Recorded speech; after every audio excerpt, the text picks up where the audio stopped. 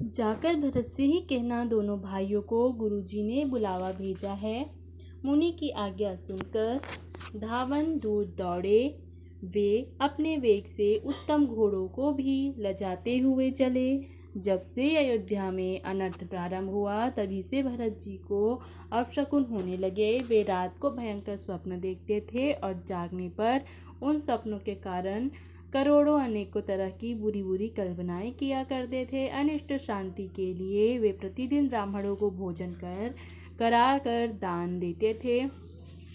अनेक विधियों से रुद्राभिषेक करते थे। महादेव जी को हृदय में मनाकर उनसे माता पिता, कुटुंबी और भाइयों का कुशल क्षेम मांगते थे। भरत जी इस प्रकार मन में चिंता कर रहे थे कि दूत आ पहुँचे। गुरुजी की आज्ञा कानों से सुनते ही वे गणेश जी को मनाकर चल पड़े।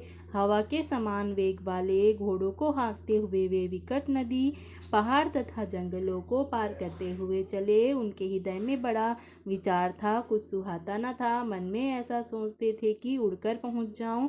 एक एक निमेष वर्ष के समान बीत रहा था। इस प्रकार भरत जी नगर के पास पहुँचे। नगर में प्रवेश करते समय अपशकुन होने लगे। कौवे बुरी जगह बैठकर बुरी तरह से काँव काँव कर रहे हैं। गधे और सियार विपरीत बोल रहे हैं। यह सुन सुनकर भरत के मन में बड़ी पीड़ा हो रही है। तालाब, नदी, वन, बगीचे सब शोभाहीन हो रहे हैं। नगर बहुत ही भयानक लग रहा है। श्री राम जी के वियोग रूपी बुरे रोग से सताए हुए पक्षी, पशु, घोड़े, हाथी ऐसे दुखी हो रहे हैं कि देखे नहीं जाते। नगर के स्त्री पुरुष अत्यंत दुखी हो रहे हैं, जैसे सब अपनी सारी संपत्ति हार बैठे हो। नगर के लोग मिलते हैं पर कुछ कहते नहीं। गौ से जोहार अर्थात वंदना करके चले जाते हैं।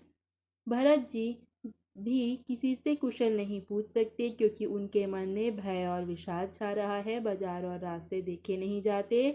जैसे नगर में दशों दिशाओं में दावाग्नि लगी हुई है।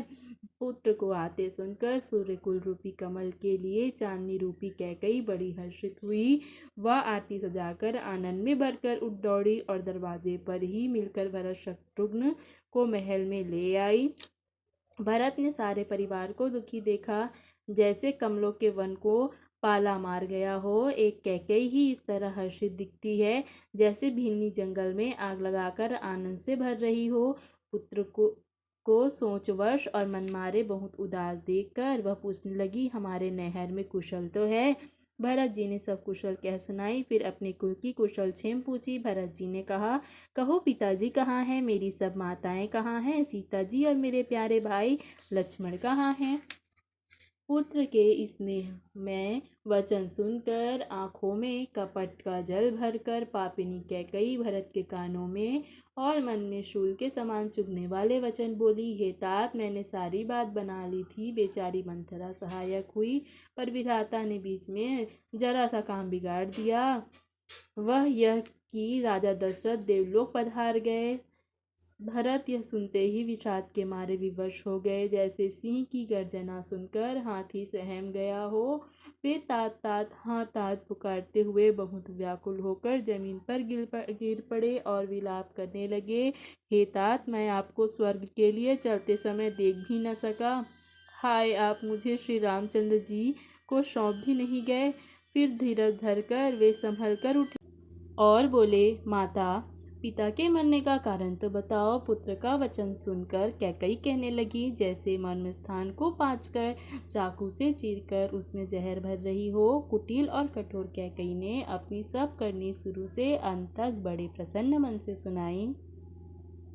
श्री रामचंद्र जी का वन जाना सुनकर भरत जी को पिता का मरण भूल गया और हृदय में इस सारे अनर्थ का कारण अपने को ही जानकर वे मौन होकर स्तंभित रह गए, अर्थात उनकी बोली बंद हो गई और वे सुन्न हो गए। पुत्र को व्याकुल देखकर कैकई उन्हें समझाने लगी, जैसे जले पर नमक छिड़क रही हो। वह बोली, हे तात, राजा विचार करने योग्य नहीं है। उन्होंने पुण्य और यश कमाकर उसका पर्याप्त भोग किया। जीवन काल में उन्होंने जन्म लेने के संपूर्ण फल पा लिए और अंत में वे इंद्रलोक को चले गए। ऐसा विचार कर सो छोड़ दो और समाज सहित नगर का राज्य करो। राजकुमार भरत जी यह सुनकर बहुत ही सहम गए, मानो पके घाव पर अंगार छू गया हो। उन्होंने धीरज धरकर बड़ी लंबी सांस लेते हुए कहा, पापिनी, तूने सभी प्रकार से कुल का नाश कर दिया। हाय, यदि तेरी ऐसी ही अत्यंत बुरी रुचि, दुष्ट इच्छा थी तो तूने जन्मते ही मुझे मार क्यों ना दिया। तूने पेड़ को काटकर पत्ते को सींचा है और मछली के जीने के लिए पानी को उलीच डाला, अर्थात मेरा हित करने के लिए सब उल्टा तूने अहित कर डाला।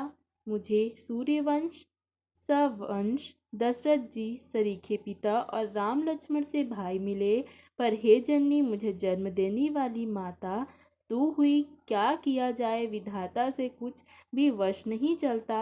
अरे कुमति, जब तूने हृदय में यह बुरा विचार निश्चय ठाना, उसी क्षण तेरे हृदय के टुकड़े टुकड़े क्यों न हो गए। वरदान मांगते समय तेरे मन में कुछ भी पीड़ा नहीं हुई, तेरी जीभ गल नहीं गई, तेरे मुंह में कीड़े नहीं पड़ गए।